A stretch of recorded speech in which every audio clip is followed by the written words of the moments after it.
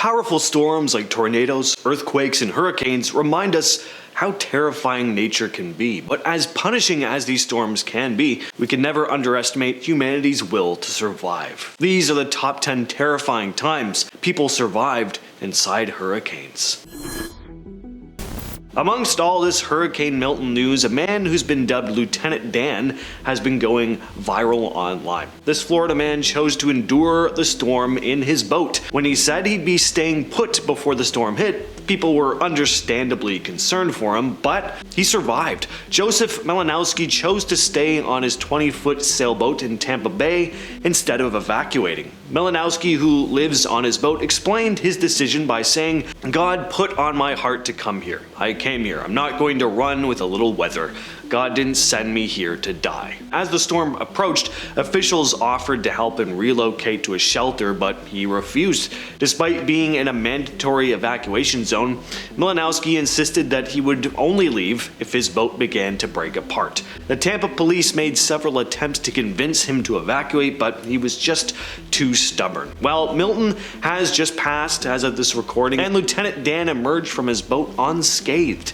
He was seen at around 11 p.m. on Wednesday night poking his head out of the boat and telling reporters that he was fine. In a TikTok video he shared with his followers, he said, "I'm not taking on any water. I haven't even spilled my coffee yet. I'm good. I've got everything I need. I've got plenty of water. I've got plenty of food. I could be in here for 2 weeks." On the night Hurricane Sandy hit New Jersey, Mike Ian found himself alone in his grandfather's house in Toms River. As the storm approached, he thought that he could protect the house. "I thought I could save the house by any means," he said. He prepared buckets for flooding, but he really wasn't prepared for how violent of a storm was on the way. The water quickly rose, and soon he was standing neck deep in it. At this point, Mike was fearing for his life and decided to call his father to essentially say goodbye. He told his dad he didn't think he would survive the night. He screamed over the phone about how he screwed up and how he should have never stayed there and that he should have listened to his father.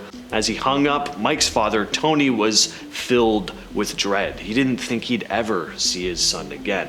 Tony waited for hours. No word from Mike. Meanwhile, the storm was still battering Mike, and the house partially collapsed.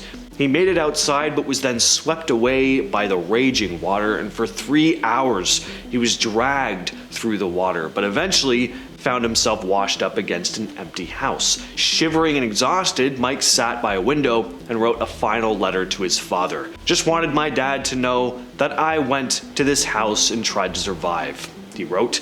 But miraculously, Mike was rescued by a man on a jet ski. And when he reunited with his father, they hugged like they'd never hugged before. The experience, as horrific as it was, changed their relationship forever, bringing them closer than they ever were before. Shawn Kelly was a young boy when Hurricane Katrina hit. He was with his mother and father in their apartment when the storm approached, and they quickly realized they were in serious danger. They moved across the street to a nearby retirement home, looking for higher ground. As the storm worsened, Shawn and his family, along with others, ended up on the roof of the retirement home. They waited there for days. Not only was there a raging storm over their heads, but there was barely enough food and water. They held on though, and eventually a helicopter arrived to pick them up. It lifted women and young ones first, which meant Shawn and his mother were taken away while his father was left behind. And it took 2 months before Shawn and his mother could reunite with their dad. A Pitbull named Athena was just reunited with her family after surviving Hurricane Helen from a tree. On October 5th, a Pitbull named Athena was rescued from a tree in Tennessee after flooding from Hurricane Helen forced her to find shelter. The Kingsport Fire Department responded to calls about the stranded dog, who was found 20 feet above the ground. Athena's owners, Allie and TJ Faulkner, had reported her missing on September 27th. They had to leave their pets behind while evacuating their young ones to safety at TJ's parents' house because of rising floodwaters. When they got back, Athena was nowhere to be found, and their home was severely damaged. The storm had caused their house to float away like an arc after the porch's steel beams collapsed. Days passed with no sign of Athena until the Faulkners came across a rescue site online. The Kingsport Fire Department had located her in a tree in Washington County thanks to a police dog named Carrie who sniffed her out and began barking uncontrollably, leading the search team to the tree where Athena was perched. Athena was taken to a local animal shelter after her rescue and was later reunited with her family. The Hodges family in Sarasota, Florida faced a terrifying situation during Hurricane Helen, and it wasn't the hurricane itself. After their home was flooded with a few inches of water, they thought they'd gotten through the worst of the storm, but then their Tesla caught fire in the middle of the night.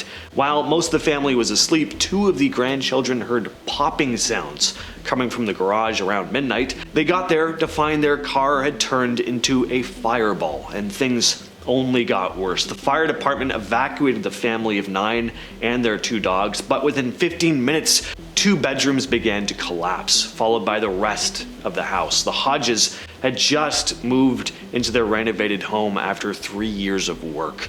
The family was shocked to learn that such a small amount of floodwater could lead to their Tesla igniting like that, but electric vehicles are very susceptible to fire when exposed to salt water.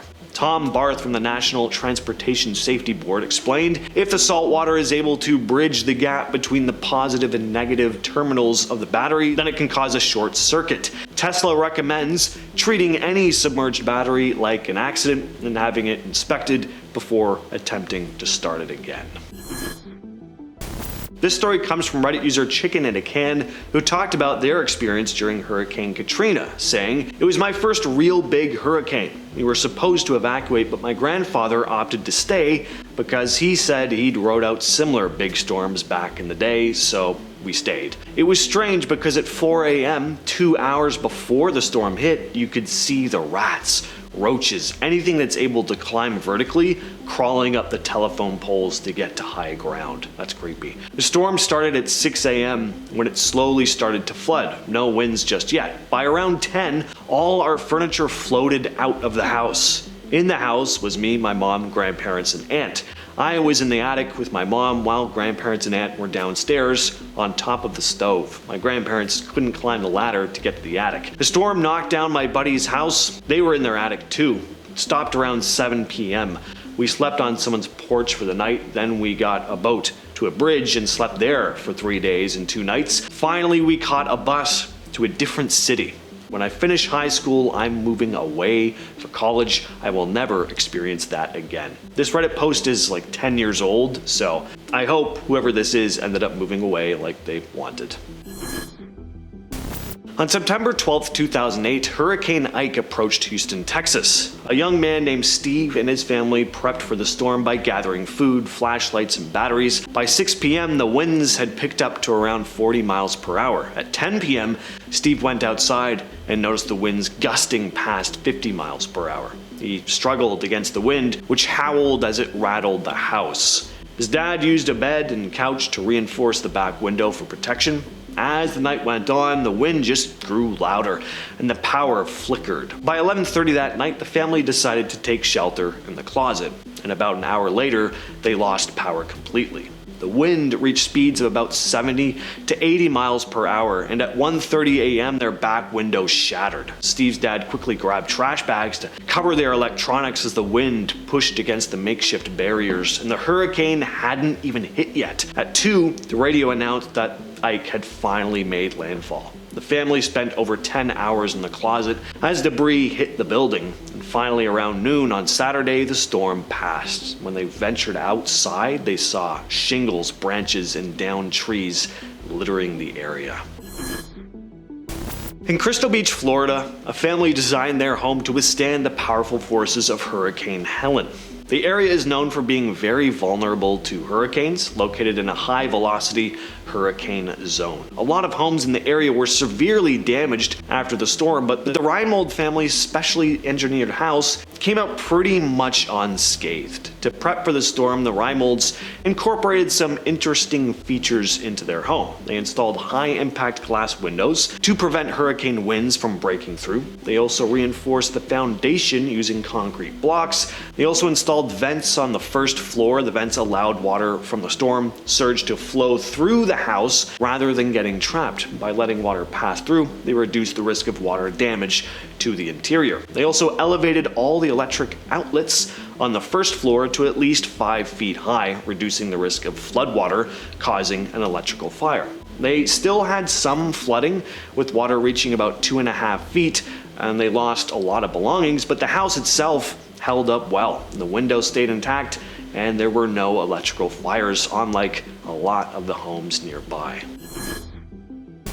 This next Reddit user, Hanging On, shared their experience with Hurricane Irene in 2011. They also shared a few images of what they described, which we'll show here too. They wrote, "Vermont isn't really hurricane territory, so when the storm arrived, the winds were somewhat muted, but it dropped over 7 inches of rain in 2 days, and most of that rain coming in basically one 8-ish hour deluge. Water ran down the mountains and turned the tiny streams into raging rivers. Even the light drainage ditches along the roads swelled enough to wash out entire sections of roads in the hilly terrain. High water erosion washed away power lines and poles, huge sections of pavement, and broke apart bridges. The flooding damaged over 500 miles of roads and 200 bridges, leaving many towns stranded, some of them for weeks. My house and my town were isolated for 8 days with no way to get any supplies in except hand-carrying goods. A truck would park at one side of the main washed-out bridge, and people would hand-carry the food and goods across the washed-out riverbed and load a truck on the town side. Towns near me needed supplies being delivered by National Guard helicopters. The swollen tiny brook near me also washed away the power poles and lines from my end of town, leaving me with no power for 12 days. Basically a long-term camping outing. A town adjacent to me was out of power for well over 2 weeks, and there was a group of young volunteer high school guys who were carrying regularly scheduled bottles of medical oxygen through a path they made through the woods to a couple of people who were on oxygen therapy support and couldn't run or maintain their medical equipment with no power. In November of 2012, Hurricane Sandy struck a forested property near the Delaware River in New York. The residents, a man named Bill and his family, believed their location, which was more than 1,000 feet above sea level and a couple hours inland, would be safe. They prepared for emergencies, equipping waterproof canoeing go bags and storing 625 gallons of water, along with a non-electric purification system. As the storm approached, they figured it was going to be pretty severe, but they weren't prepared for how intense this thing was really going to be. When Sandy hit, trees fell, bringing down power lines, and their circuit breaker box exploded. Several large trees hit their house, damaging the roof. A tree crashed directly above their daughter's room, but an old garden trellis absorbed most of the impact, saving her life. The family huddled together in the center of their home, away from windows, with battery-powered LED lanterns lighting the way after losing power. Trees and down lines had blocked their street, forcing them to shelter in place. Once the storm finally subsided, the family came out to look at the damage. Thankfully, no one was injured, but they spent the next few days clearing all this debris from their property. So with all that said, please stay safe, folks. Keep your eye on the weather network if you live in one of these areas that's plagued by hurricanes. With all that said, I've been your host, James, and I'll catch you, yes, you specifically, in the next video.